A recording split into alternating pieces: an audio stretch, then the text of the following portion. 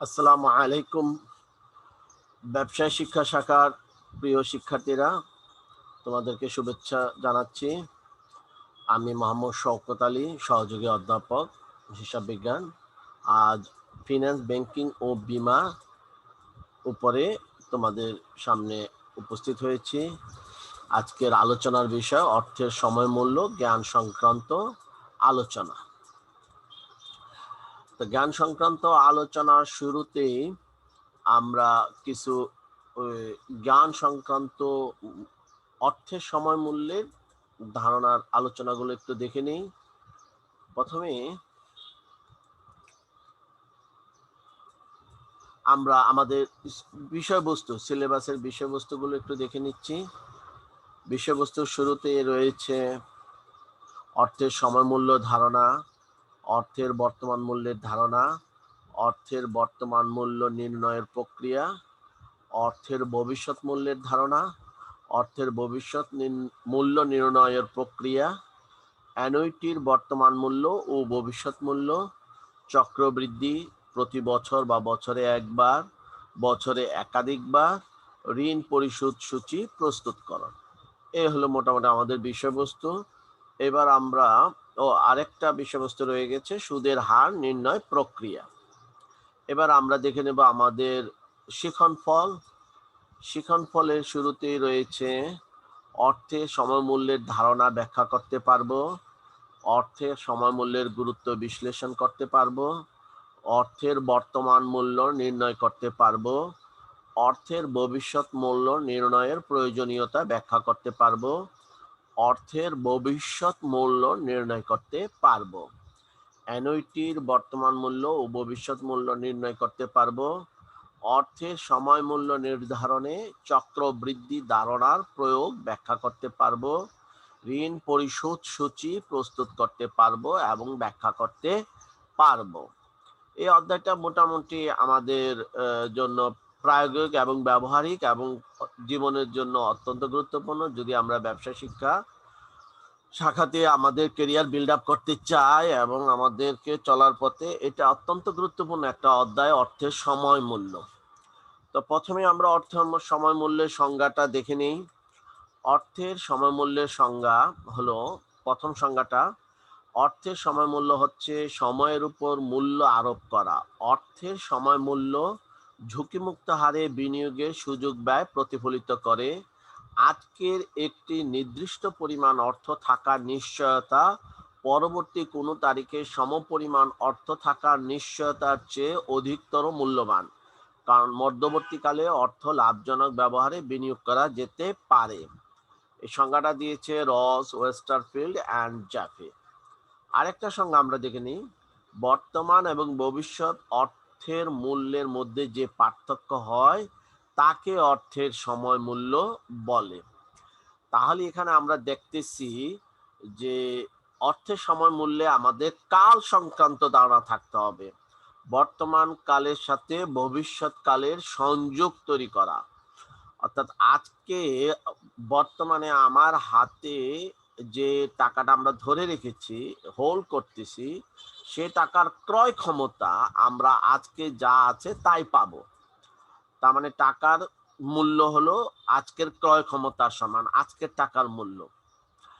কিন্তু এই মূল্যটাকে আমি যদি ত্যাগ করি একটা সুযোগের জন্য, ভবিষ্যতে কোনো একটা নির্ধারিত কালে পেতে চাই, তাহলে আমরা নিশ্চয়ই ওই সময়ের মূল্য, অর্থাৎ যে সুযোগটা আমরা এই সময়ের কালের মধ্যে হারাচ্ছি সেটা আমরা ফেরত চাই।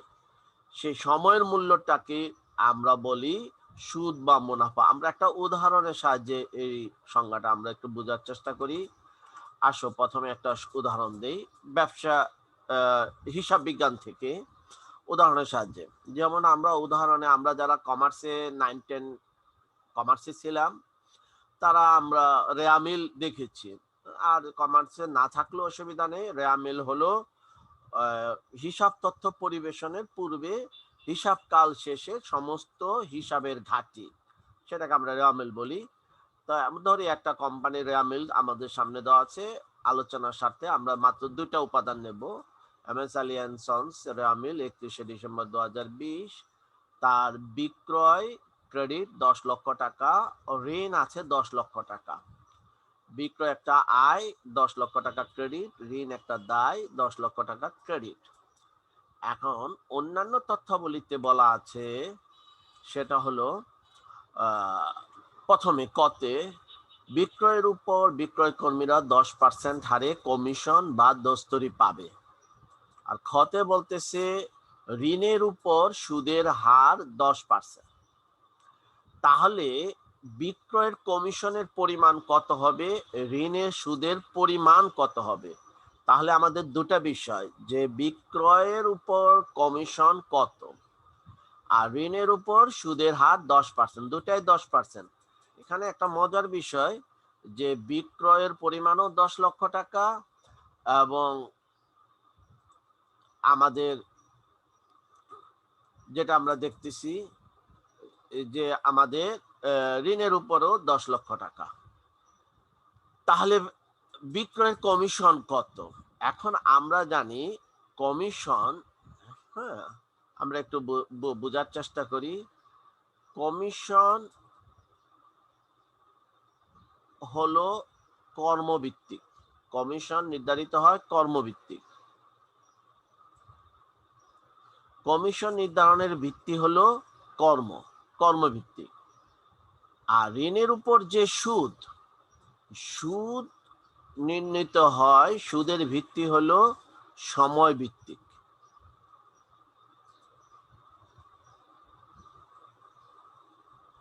সুদ হলো সময় ভিত্তিক, সময়ের মূল্য। তাহলে সময়ের মূল্যের আরেক নাম সুদ বা মুনাফা। তা আমরা সুদটাই জনপ্রিয় অর্থে ব্যবহার করি, সুদই বলবো। তা এখন দেখো, তাহলে বিক্রয়ের উপরে 10% কমিশন যদি প্রশ্নে ব্রেকেটে বলেও দেওয়া থাকে যে সারা বছর ব্যাপী বিক্রি হয়েছে, বিক্রয় কার্যটা সারা বছর ব্যাপী হয়েছে। কিন্তু ঋণের ক্ষেত্রেও কি আমরা একই কথা বলতে পারবো? নিশ্চয় না। ঋণ হলো সময় ভিত্তিক, কোনো একটা তারিখে ঋণটা নেওয়া হয়েছিল এবং সেই তারিখ থেকে যতকাল ঋণ পরিশোধিত না হবে, যতকাল ঋণ পরিশোধিত না হবে, যতদিন পরিশোধিত বা শোধ না হবে ততদিন তার সময়ের মূল্য সুদ দিয়ে যেতে হবে। তাহলে কমিশনও একটা খরচ, সুদও একটা খরচ। তো কমিশন কর্মভিত্তিক, সুদ সময় ভিত্তিক। এখন যদি প্রশ্নে লেখা থাকতো, আমরা উদাহরণস্বরূপ বোঝার জন্য বলতেছি, বিক্রয়ের এই কার্যটা সংগঠিত হয়েছে ধরলাম 31শে ডিসেম্বর, বছরের শেষ দিনই বিক্রয় হয়েছে, সারা বছর আর বিক্রয় হয়নি, ব্যবসা সাজাতে গোজাতেই সময় চলে গিয়েছে। ঋণটাও গৃহীত হয়েছে 31শে ডিসেম্বর। তাহলে বিক্রয়ের উপর কমিশন কত, ঋণের উপর সুদ কত? তাহলে উত্তর, বিক্রয় যেহেতু কর্মভিত্তিক, যেদিনই বিক্রয় কার্য হবে তার উপর 10% কমিশন হবে, যত টাকার উপর বিক্রয় হবে। তাহলে কমিশন আসবে, এই ক্ষেত্রে কমিশন আসবে 10 লক্ষ টাকার 10% সমান টাকা 1 লক্ষ। কিন্তু ঋণের উপর সুদ হবে, যেহেতু যে তারিখে ঋণ গৃহীত হয়েছে সেই তারিখেই আমার রেয়ামিল তৈরি হয়েছে, তার মানে ঋণটা খাটার কোনো সুযোগ পায়নি, এটা কোনো সময়কালের জন্য এখনো খাটেনি। তার মানে 31শে ডিসেম্বর আমাদের জন্য শূন্যকাল। তাহলে শূন্যকালের সুদ 0 টাকা, শূন্যকালের সুদ 0 টাকা, তার মানে সুদের পরিমাণ আসবে 0 টাকা। তাহলে একটা জিনিস আমরা দেখলাম, কমিশন আসতেছে 1 লক্ষ টাকা আর সুদের পরিমাণ হবে 0 টাকা, যেহেতু এটা শূন্যকাল 31শে ডিসেম্বর। তার মানে রেয়ামিলের তারিখ, আজকের তারিখ ধরলাম আমরা, আজকের যদি 31শে ডিসেম্বর হয় তাহলে আজকের তারিখ, তাহলে শূন্যকালে 0 টাকা। আবার আমরা একটা অন্যভাবে বলি, ধরলাম বিক্রয়টা, এই 10 লক্ষ টাকার বিক্রয়টা হয়েছিল 1 জুলাই। 1 জুলাই 2020-এ, ঋণটাও গৃহীত হয়েছে 1 জুলাই 2020-এ। তাহলে কমিশন কত আসবে বিক্রয়ের উপর? তখন কমিশন আসবে, আমরা বলছি যেহেতু কমিশন কর্মভিত্তিক, তখনও আসবে টাকা 1 লক্ষ। কিন্তু ঋণের উপর সুদ আসবে কত? তাহলে তো এইবার সুদ 1 জুলাই থেকে 31শে ডিসেম্বর, অর্থাৎ 6 মাস, এই 6 মাস সময়কালের জন্য মূল্য দিতে হবে, 6 মাস সময়কালের মূল্য দিতে হবে। তখন সুদ আসবে 10 লক্ষ টাকার উপর 10% হারে 6 মাসের সুদ, অর্থাৎ 12 দ্বারা ভাগ 6 দ্বারা গুণ, 10% হলো বার্ষিক হার। বার্ষিক, তার মানে সুদের পরিমাণ আসবে টাকা 50,000। তাহলে দেখা যাচ্ছে যে বিক্রয়ের ক্ষেত্রে তারিখ উল্লেখ করা আর না করা এক কথায়, তার মানে এটা কর্মভিত্তিক, বছরের যে কোনো সময় বা সময়ব্যাপী যাই হোক না কেন ওই কর্মটার জন্য সুদ কমিশন হবে 1 লক্ষ টাকা। কিন্তু ঋণের উপর সুদের সময়কাল উল্লেখ করতে হয়, তাই ব্র্যাকেটের সময়কাল। আর যদি সময়কাল উল্লেখ না করা হয় তাহলে আমরা সাধারণত একটা কনভেনশন বা প্রথা হিসাবে গড়ে 6 মাস সময়কালের সুদ ধরি। তাহলে দেখা যাচ্ছে যে বিক্রয় 10 লক্ষ টাকা, ঋণও 10 লক্ষ টাকা, কিন্তু সুদের হার এবং কমিশনের হার উভয় সমান হলেও দুটার পরিমাণ, অর্থাৎ কমিশন এবং সুদ দুটা সমান হবে না কখনোই। কারণ কমিশন হবে কর্মভিত্তিক আর ঋণের উপর সুদ হবে সময় ভিত্তিক। তাহলে সময় ভিত্তিক একটা মূল্য রয়ে গেছে, এটাকে আমরা বলি অর্থের সময় মূল্য। অর্থাৎ যার কাছ থেকে ঋণ গ্রহণ করেছে, ঋণ গ্রহীতা যে তারিখ থেকে তার সুযোগ ব্যয়টা আমার কাছে দিয়ে দিল, অর্থাৎ ঋণদাতার কাছে দিয়ে দিল, সে তাহলে ঋণদাতার দায়িত্ব হলো ওই সময়কালের মূল্যটা একটা নির্ধারিত হারে তাকে পরিশোধ করা, যেটা চুক্তিতে উল্লেখ থাকে। অর্থাৎ ঋণ চুক্তিতে যে হার উল্লেখ থাকবে সে হারের ভিত্তিতে অবশ্যই ঋণের সুদ পরিশোধ করতে হবে। তাহলে এটাই হলো আমাদের অর্থের সময় মূল্য। তাহলে সংজ্ঞাটা আমরা আরেকবার একটু দেখে নিই। তা আরেকবার আমরা যদি দেখি তাহলে দেখতেছি যে আমাদের সংজ্ঞায় যেটা বলা আছে, অর্থের সময় মূল্য হচ্ছে সময়ের উপর মূল্য আরোপ করা। অর্থের সময় মূল্য হচ্ছে সময়ের উপর মূল্য আরোপ করা।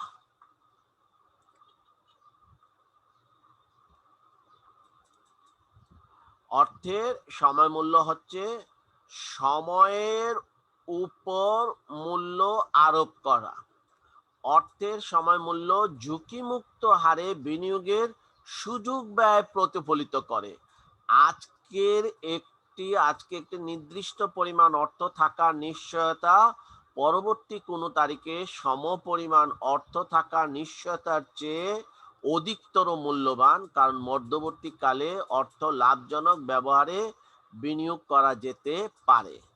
তাহলে আজকের মূল্য যদি আমরা ত্যাগ করে কাউকে দেই, বিনিয়োগ করি বা কারো কাছ থেকে নেই, তাহলে উক্ত ঋণদাতাকে অবশ্যই আমাকে সময়ের মূল্যটা দিতে হয়। এটাই আমরা অর্থের সময় মূল্য বলে থাকি। এবার আমরা আসি আমাদের পরের সংজ্ঞায়। তাহলে অর্থের সময় মূল্য উদাহরণের সাহায্যে আমরা বুঝতে পারলাম। এবার আসি আমাদের ভবিষ্যৎ মূল্য। ভবিষ্যৎ মূল্যর আরেকটা নাম টার্মিনাল ভ্যালু বা কম্পাউন্ড ভ্যালু বা ফিউচার ভ্যালু। ভবিষ্যৎ মূল্য বাংলায়, ইংরেজিতে আমরা বলবো ফিউচার ভ্যালু, ভবিষ্যৎ মূল্য বা টার্মিনাল ভ্যালু। এগুলোকে আমরা সংক্ষিপ্তভাবে ফিউচার ভ্যালুকে আমরা সাধারণত কখনো প্রথম আদ্যক্ষর দিয়ে ফিউচার ভ্যালু এফবি অথবা টার্মিনাল বা প্রান্তিক মূল্য, তার মানে এটার হলো প্রান্তিক মূল্য। ভবিষ্যৎ মূল্যের আরেকটা বাংলা হলো প্রান্তিক মূল্য, এটাকে আমরা বলি টার্মিনাল ভ্যালু টিভি। এর আরেকটা মূল্য হলো কম্পাউন্ড, চক্রবৃদ্ধি মূল্য। চক্রবৃদ্ধি মূল্য তার মানে এটাকে আমরা চক্রবৃদ্ধি, এটা আমরা চক্রবৃদ্ধি কাকে বলে আমরা ধীরে ধীরে এগুলো জানবো। বা সিভি, কম্পাউন্ড ভ্যালু। সাধারণত এফবিতে এটাকে বেশি অভিহিত করা হয়। ফিউচার ভ্যালুকে আমরা সংক্ষেপে এইভাবে লিখে থাকি, এফ বিটা একটু ছোট হাতে করে এফ বি লিখে থাকি সাধারণত। তাহলে এগুলো আমাদেরকে, আমরা এটার সংজ্ঞাটা একটু দেখে নিই। তো ভবিষ্যৎ মূল্য বলতে আমরা কি বুঝি? তা ভবিষ্যৎ মূল্যের সংজ্ঞায় বলা আছে, আজকে জমাকৃত একটি নির্দিষ্ট পরিমাণ অর্থ এবং একটি নির্ধারিত হারে অর্জিত সুদের ভবিষ্যৎ কোনো সুনির্দিষ্ট তারিখের মূল্যই হচ্ছে ভবিষ্যৎ মূল্য। একটি নির্দিষ্ট সময়কাল ব্যাপী চক্রবৃদ্ধি সুদ প্রয়োগের মাধ্যমে ভবিষ্যৎ মূল্য পাওয়া যায়। তাহলে এটা সংজ্ঞাটা দিয়েছে লরেন্স জে গিটম্যান। এখন আমরা এই সংজ্ঞার উপর ভিত্তি করে আবার সংজ্ঞাটা বলতেছি, আজকে জমাকৃত একটি নির্দিষ্ট পরিমাণ অর্থ এবং একটি নির্ধারিত হারে অর্জিত সুদের ভবিষ্যৎ কোনো সুনির্দিষ্ট তারিখের মূল্যই হচ্ছে ভবিষ্যৎ মূল্য। একটি নির্দিষ্ট সময়কাল ব্যাপী চক্রবৃদ্ধি সুদ প্রয়োগের মাধ্যমে ভবিষ্যৎ মূল্য পাওয়া যায়। তাহলে এই সংজ্ঞার উপর ভিত্তি করে আমরা একটা ভবিষ্যৎ মূল্যের সমীকরণ তৈরি করেছি। সেটার নাম হলো ভবিষ্যৎ মূল্য বা ফিউচার ভ্যালু বা টার্মিনাল ভ্যালু বা কম্পাউন্ড ভ্যালু সমান বর্তমান মূল্য বা আসল যোগ সময় মূল্য বা সুদ বা মুনাফা। তাহলে ভবিষ্যতে আমরা আসলের সাথে ওই উক্ত সময়কালের সুদ বা মুনাফার সমষ্টিকে বুঝে থাকি। এখন সুদ বা মুনাফা নির্ণয়ের কিছু পদ্ধতি আছে, নিয়ম কানুন আছে, সেগুলো আমরা ধীরে ধীরে জানবো। এবার আসি আমরা তাহলে বর্তমান মূল্য কাকে বলে। ফিউচার ভ্যালুর সংজ্ঞাটা আমরা জেনে গেলাম, এটা সংক্ষেপে এফবি সমান পিবি প্লাস আই এভাবে অভিহিত করি আমরা সাধারণত। আই বলতে অ্যামাউন্ট অফ ইন্টারেস্ট বা সুদের পরিমাণ। এখানে আমরা এফবি বলতে ভবিষ্যৎ মূল্য, পিবি সমান বর্তমান মূল্য, আই বড় হাতের আই বলতে অ্যামাউন্ট অফ ইন্টারেস্ট। এবার আমরা আসি বর্তমান মূল্য বা প্রেজেন্ট ভ্যালু।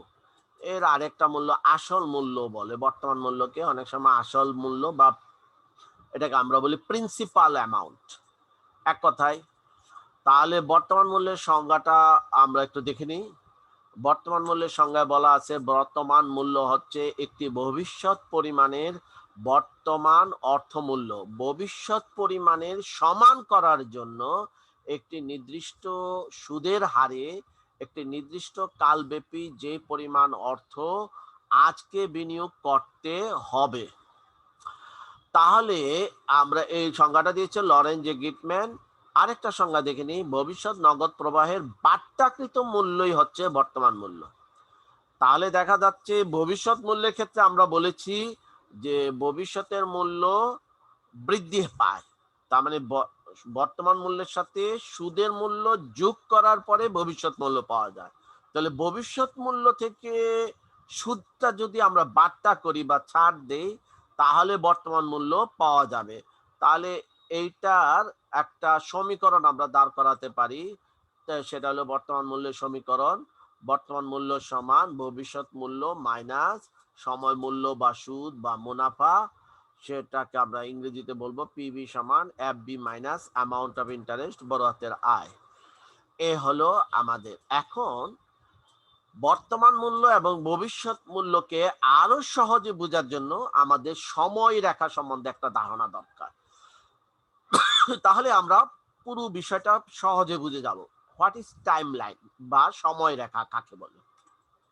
সময় রেখা হচ্ছে একটি সমান্তরাল রেখা যার উপর সবচেয়ে বাম প্রান্তে শূন্য সময় প্রদর্শন করা হয় এবং বাম দিক থেকে ডান দিকে ভবিষ্যৎ কাল চিহ্নিত করা হয়।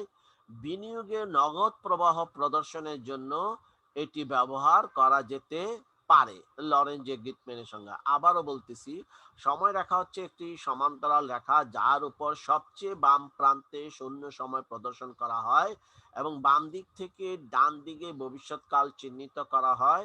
বিনিয়োগের নগদ প্রবাহ প্রদর্শনের জন্য এটি ব্যবহার করা যেতে পারে। আরেকটা সংজ্ঞা হলো সময় রেখা হচ্ছে নগদ প্রবাহের সময় নির্দেশক একটি চিত্র। প্রসন্নচন্দ্রের সংজ্ঞা এটা। তাহলে আমরা সময় রেখাটাকে আমরা একটু অঙ্কন করে দেখি এবং এটা বোঝার চেষ্টা করি, তাহলে আমাদের কাছে পুরো বিষয়টা একদম সহজ হয়ে যাবে। সময় রেখাটা এইভাবে অঙ্কন করা হয়। এখানে বলা আছে সবচেয়ে বাম প্রান্তে শূন্য সময়। একটা কথা আমাদেরকে সবসময় খেয়াল রাখতে হবে, বর্তমান মুহূর্ত, আজকের মুহূর্তটাকে আমরা বলবো শূন্য সময়। বর্তমান সময়কে গাণিতিক ভাষায়, বর্তমান সময় এইটাকে গাণিতিক ভাষায় বলবো শূন্য সময়। শূন্য সময়। তাহলে আমরা আজকের দিনটাকে যদি শূন্য বলি, তাহলে তো আমি অতীতের দিকে আর যেতে পারবো না, আমাদের সামনে ভবিষ্যতের দিকে যেতে পারবো। ভবিষ্যৎ অনন্তকাল ব্যাপী, তার মানে অনন্তকাল ব্যাপী তো আমরা যেতে পারবো না। তাহলে এই শূন্যকালে দাঁড়িয়ে আমি যদি কোনো অর্থ বিনিয়োগ করতে চাই বা কারো কাছ থেকে ঋণ নিতে চাই, তাহলে এটা কয় কালের জন্য নিলাম, অর্থাৎ কালের কোন প্রান্তে এইটা কি করা হবে, ডিসমিস করা হবে, অর্থাৎ পরিশোধিত হবে বা অর্জিত হবে। ধরলাম কালের যে প্রান্তে গিয়ে এটা অর্জিত হবে, সেই প্রান্তটাকেই বলা হয় প্রান্তিক সময়। আর ওই সময়ের মূল্যকেই বলা হয় প্রান্তিক মূল্য। প্রান্তিক, প্রান্তিকের ইংরেজি হলো টার্মিনাল। টার্মিনাল। তাহলে প্রান্তিক সময়টা পাওয়া যাবে, তার মানে বর্তমানে শূন্যকালে আমি যদি কোনো অর্থ বিনিয়োগ করি এবং এইটা যদি 1 বছর বা বছর ভিত্তিক যদি কাল হয়, 1 বছর, 2 বছর, 3 বছর, 4 বছর, 5 বছর, 6 বছর, 7 বছর, 8 বছর এবং 9 বছরের মাথায় যদি এটা আমি পরিশোধ বা অর্জন করতে চাই, তাহলে আমার এই নবম ইয়ার অর্থাৎ 9 বছর শেষটাকে আমরা বলবো প্রান্তিক সময়। আর ওই সময়ের মূল্যটা কি আমরা বলবো প্রান্তিক মূল্য বা টার্মিনাল ভ্যালু, বা এটাকে আমরা বলি প্রান্তিক মূল্য। ইংরেজিতে এর আরেকটা হলো প্রান্তিক মূল্য, আমরা বলবো ফিউচার ভ্যালু। আমরা বলবো ফিউচার ভ্যালু বা ভবিষ্যৎ মূল্য। ভবিষ্যৎ মূল্য।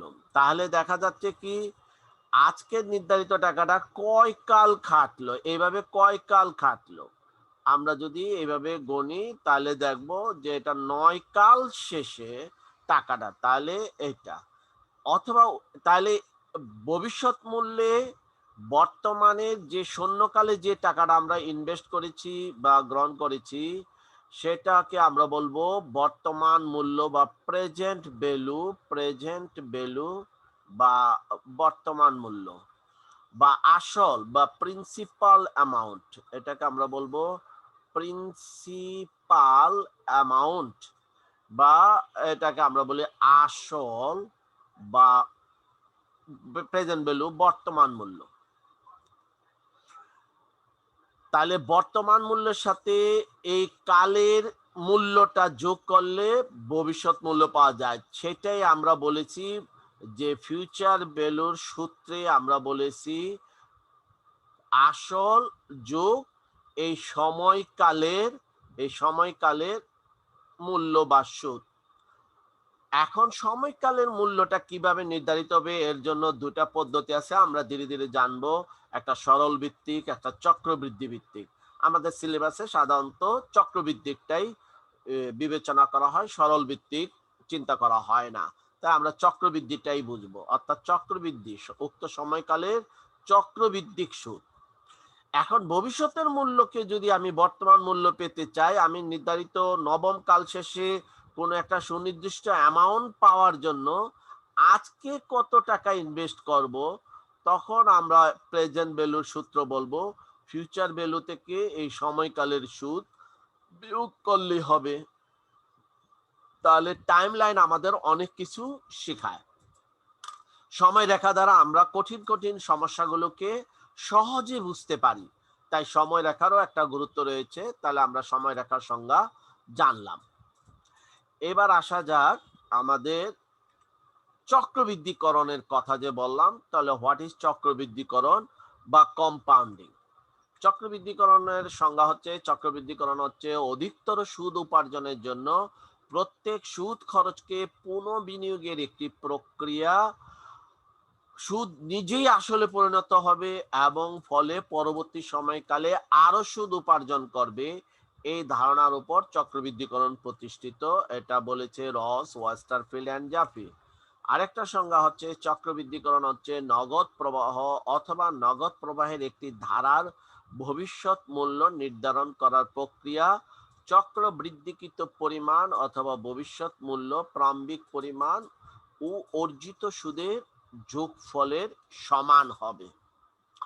তাহলে আমরা দেখতে যাচ্ছি আসলের উপর সুদ, পরবর্তীকালে প্রথমকালে আসলের উপর সুদ, দ্বিতীয়কালে আসলের সাথে সুদ যোগ হয়ে সুদ আসলের উপর সুদ, এইভাবে চক্রবৃদ্ধি ভাবে যে সুদ মূল্যে বৃদ্ধি পেতে থাকে ভবিষ্যৎ মূল্য, সেটাকে আমরা বলি চক্রবৃদ্ধিকরণ। এটাকে আমরা ছবির মাধ্যমে এইভাবে দেখাতে পারি। আসো আমরা একটা ছবির মাধ্যমে দেখি, টাইম লাইনের সাহায্যে দেখি, তাহলে আমরা একটু সহজে বুঝে যাব। টাইম লাইন এখানে এলো এরকম যে, মনে করলাম কোন শূন্যকালে আমি যদি ইনভেস্ট করি, এসব ক্ষেত্রে আমাদেরকে মনে রাখবো আমাদের কয়েকটা মান জানতে হবে। এক নম্বর হলো প্রেজেন্ট ভ্যালু, ধরলাম 100 টাকা, কত হারে এটা বৃদ্ধি পাবে, একটা হার আমাদের জানতে হবে। হারকে আমরা প্রকাশ করি ছোট হাতের আই অথবা ছোট হাতের আর অথবা ছোট হাতের কে দ্বারা। ধরলাম এটা 10%, চক্রবৃদ্ধি সুদের হার 10%। এরপরে আমাদের জানতে হবে কত কালের জন্য, তাহলে ধরলাম আমরা এন সমান কাল, বার্ষিক কাল 5 বছর। তার মানে আজকের 100 টাকা 10% চক্রবৃদ্ধিতে, এই যে 1 2 3 4 5, 5 বছর শেষে কত টাকা হতে পারে। তার মানে 100 টাকার উপর 10% হারে সুদ হয় 10 টাকা। তাহলে 10 টাকা আর 100 টাকা সব যোগ হয়ে হবে 110 টাকা। তার মানে 1 বছর পরে আমার প্রান্তিক মূল্য 110 টাকা। এইবার 10% হারে এই 110 টাকার উপরে আবার 10% হারে সুদ কত হয়, তাহলে 110 টাকার উপর 10% সুদ হবে 11 টাকা। তাহলে 110 আর 11 মিলে আমার 2 বছর শেষে প্রান্তিক মূল্য হবে 121 টাকা। এবার 121 টাকার উপর আবার 10% হারে সুদ আসতেছে 12 টাকা 10 পয়সা। তাহলে 12 টাকা 10 পয়সা আর 121 টাকা যোগ করলে হচ্ছে 133 টাকা 10 পয়সা। তার মানে তৃতীয় বছর শেষে আমার প্রান্তিক মূল্য হবে 133 টাকা। এবার 133 টাকার উপর আবার 10% করতে হবে। এইভাবে চক্রবৃদ্ধি হারে বৃদ্ধি পাওয়ার নামই হলো চক্রবৃদ্ধিকরণ। আমরা নিশ্চয় বিষয়টা বুঝতে পেরেছি। তার মানে মূলের সাথে সুদ যোগ হয়ে সুদে মূলের উপরে আবার সুদ, এইভাবে বৃদ্ধিকরণ প্রক্রিয়াকে বলা হয় চক্রবৃদ্ধিকরণ।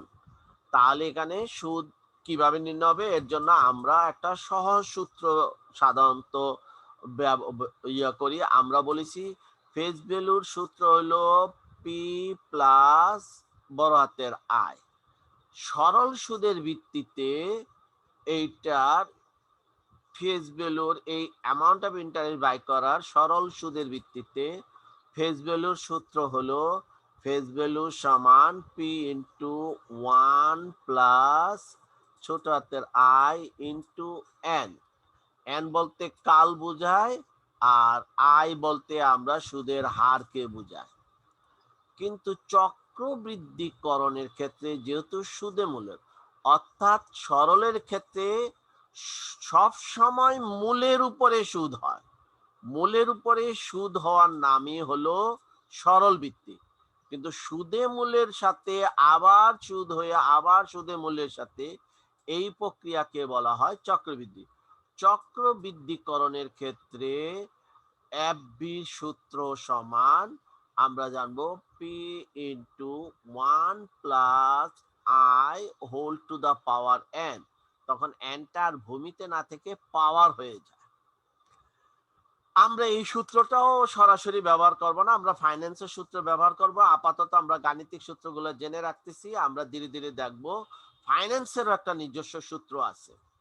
অর্থাৎ আমরা পরীক্ষার সময় ফাইন্যান্সের সূত্রটাই ব্যবহার করার চেষ্টা করব। তাহলে চক্রবৃদ্ধি মানে হলো বৃদ্ধিকরণ, ভবিষ্যৎ মূল্য সমূল আসলের সাথে সুদ যোগ হয়ে চক্রবৃদ্ধি সুদ হয়ে ভবিষ্যৎ মূল্য বৃদ্ধি পায়, ভবিষ্যৎ মূল্য নির্ণয় করা হয়। কিন্তু বর্তমান মূল্যের ক্ষেত্রে আবার ভবিষ্যৎ মূল্য থেকে যেভাবে আমরা এগিয়ে গিয়েছিলাম সেভাবে আবার পিছিয়ে আসতে হয়।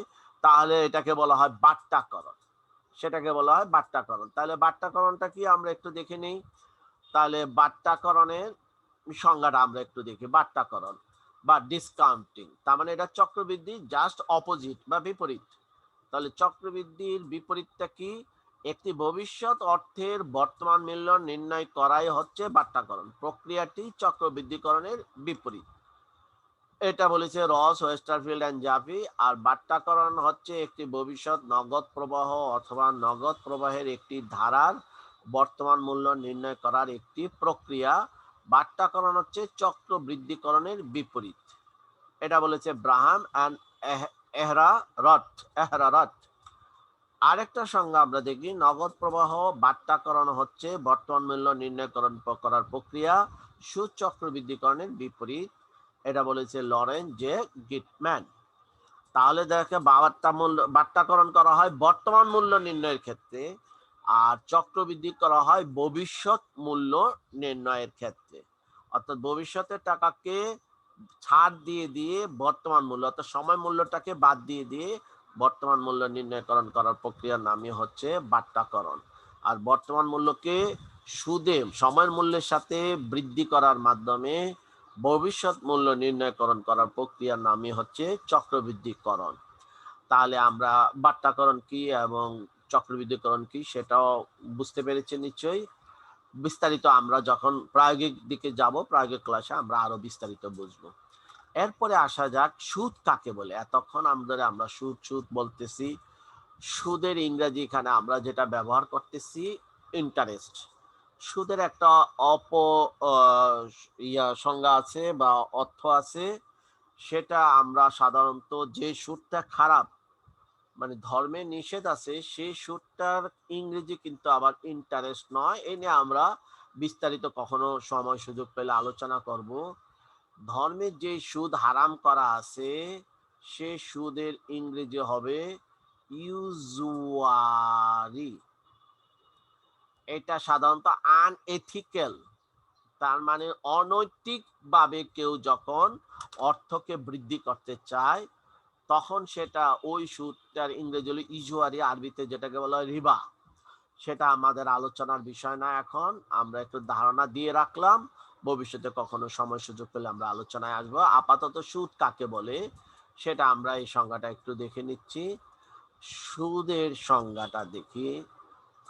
সুদ হলো ঋণকৃত বা বিনিয়োগকৃত অর্থের ব্যবহারজনিত সময়ের জন্য যে মূল্য প্রদান বা আদায় করা হয় তাকে সুদ বলা হয়। সুদ হচ্ছে অর্থ ব্যবহারের জন্য অর্থ প্রদান বা অর্জন। এটা লরেন্স জে গিটম্যান বলেছেন। তাহলে আমরা সুদের একটা সমীকরণ কিন্তু পেতে পারি এতক্ষণের আলোচনায়।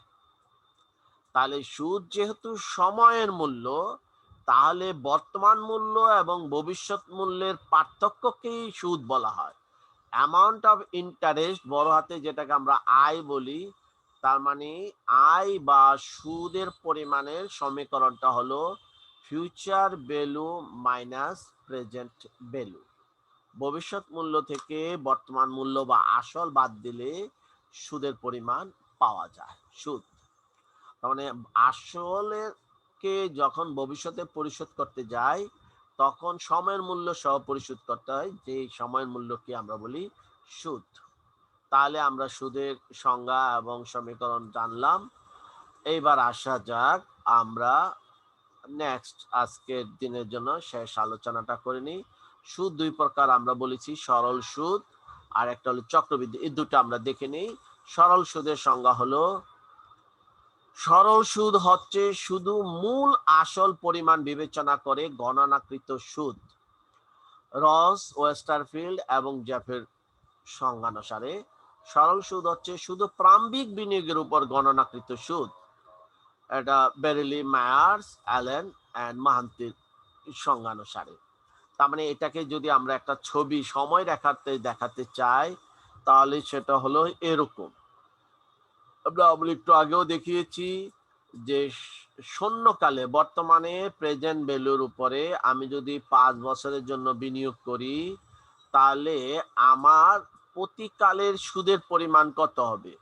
তার মানে আমি যদি ধরি 100 টাকার উপরে সুদের হার যদি হয় 10%, তাহলে প্রথম বছর শেষেও সুদ হবে 10 টাকা, দ্বিতীয় বছরও ওই 100 টাকার উপরেই 10%, 10 টাকা, তৃতীয় বছরেও ওই 100 টাকার উপরেই 10%, 10 টাকা, চতুর্থ বছরেও ওই মূলের উপর, অর্থাৎ সবসময় মূলের উপরে যে মূল্যটা গণনা করা হয় সেটাকে বলা হচ্ছে।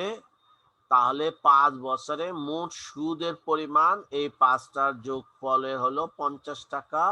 তাহলে আমার ফিউচার ভ্যালু হবে আসল 100 টাকা, 5 বছর সময়কালের সুদ হলো মোট 50 টাকা, তাহলে 150 টাকা। অর্থাৎ ফিউচার ভ্যালু সমান P into 1 plus I N. তার মানে পি এর মান 100 ইন্টু 1 প্লাস সুদের হার 10% ইন্টু মেয়াদকাল 5, তাহলে সমান টাকা 150। সরাসরি আমরা এই সূত্রের সাহায্যে বের করতে পারি। এবার আসা যাক চক্রবৃদ্ধি সুদ কাকে বলে। চক্রবৃদ্ধি সুদের আমরা সংজ্ঞাটা একটু দেখে নিচ্ছি। চক্রবৃদ্ধি সুদ, কম্পাউন্ড ইন্টারেস্ট বা সংক্ষেপে সিআই বলা হয়। চক্রবৃদ্ধি সুদ হচ্ছে এমন সুদ যা একটি প্রদত্ত জমার উপর অর্জিত হয় এবং একটি নির্দিষ্ট কালের শেষে আসলের অংশ হয়ে যায়, লরেন্স জে গিটম্যানের সংজ্ঞানুসারে। আরেকটা সংজ্ঞা হচ্ছে চক্রবৃদ্ধি সুদ হচ্ছে যে কোনো পূর্বে অর্জিত সুদের উপর সুদ অর্জন, আমি আবার বলতেছি, চক্রবৃদ্ধি সুদ হচ্ছে যে কোনো পূর্বে অর্জিত সুদের উপর সুদ পরিশোধ বা অর্জন, অধিকন্ত ঋণকৃত ধার দেয়া আসলের উপরও। এটা ব্যানহর্ন অ্যান্ড উইটজের মতে। আরেকটা সংজ্ঞা হলো চক্রবৃদ্ধি সুদের অর্থ হচ্ছে সুদের উপর সুদ অর্জন। সুদের উপর সুদ অর্জন, এইটা সবচেয়ে সহজে সুন্দরভাবে বলেছে। চক্রবৃদ্ধি সুদের অর্থ হচ্ছে সুদের উপর সুদ অর্জন, অর্থাৎ মূল আসলে উপর সুদ হবে, সুদের সাথে মূল যোগ হয়ে এটা পুনঃবিনিয়োগ হবে, পুনঃবিনিয়োগের উপরে আবার সুদ। তার মানে মূলে সুদ ওই সময়কালে মূলের সাথে যোগ হয়ে আবার সুদ হয়। এইটা ছবিটা আমরা দেখে নিচ্ছি একটু। আমরা এই ছবিটা টাইম লাইনের সাহায্যে যদি দেখাতে চাই, তাহলে এটা হবে অনেকটা এরকম। আমরা টাইম লাইন যেটা আমরা আগের উদাহরণটায় ধরলাম, যে শূন্যকালে দাঁড়িয়ে আছি, শূন্যকালে আমি আসল ইনভেস্ট করলাম পিভি সমান 100 টাকা, টাকা 100, আর আমার সুদের হার হলো 10%। তাহলে আমার 5 বছর কালের চক্রবৃদ্ধি সুদের মোট পরিমাণ কত হবে। আমরা বলেছি সুদের মান বলতে আমরা বুঝি এফ বি মাইনাস পিবি, এটা হলো আমার সুদ। তার মানে 100 টাকার উপর 1 বছর, 2 বছর, 3 বছর, 4 বছর, 5 বছর, 100 টাকার উপর 10% হারে সুদের পরিমাণ হবে 10 টাকা, আমরা আগেও বলেছি। তাহলে আসলের সাথে সুদ যোগ হয়ে সুদে মূল্য হবে 110 টাকা, প্রথম বছরের প্রান্তিক মূল্য। এবার 110 টাকার উপর আবার 10%, তাহলে সুদ আসতেছে 11 টাকা। তাহলে আমার সুদে মূল্যে দাঁড়ালো 121 টাকা, দ্বিতীয় বছর শেষে আমার এটাই প্রান্তিক মূল্য বা ভবিষ্যৎ মূল্য। এবার 121 টাকার উপরে আবার 10%, তার মানে সুদ আসতেছে 12 টাকা 10 পয়সা। তাহলে আমার মোট আসতেছে 133 টাকা 10 পয়সা আমার তৃতীয় বছর শেষে প্রান্তিক মূল্য।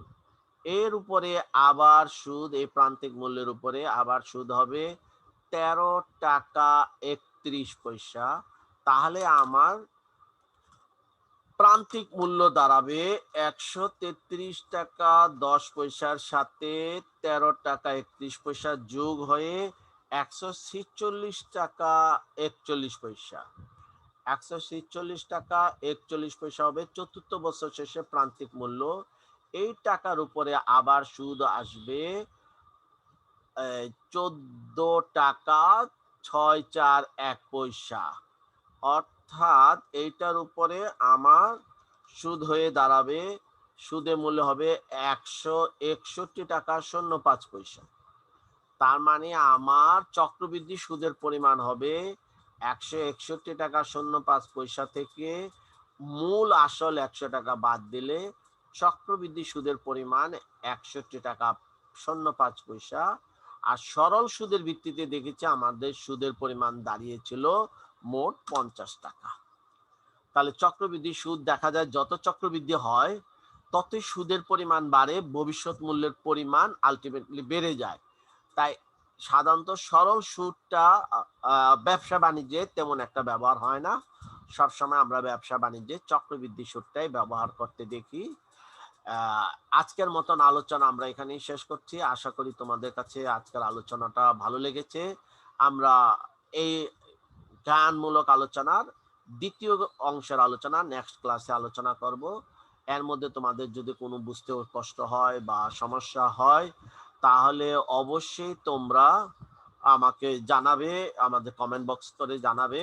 আশা করি সকল প্রশ্নের উত্তর দেওয়ার চেষ্টা করবো এবং ক্লাসগুলো তোমরা পর্যায়ক্রমে অর্থাৎ প্রথম ক্লাস, দ্বিতীয় ক্লাস, তৃতীয় ক্লাস একটার পর একটা পরে যদি দেখো তাহলে পুরো বিষয়টা তোমাদের কাছে সহজ মনে হবে। আজকের মতো আলোচনা এখানেই শেষ করছি। আল্লাহ হাফেজ। তোমরা ভালো থাকো, সুস্থ থাকো, তোমাদের মঙ্গল কামনা করছি। আল্লাহ।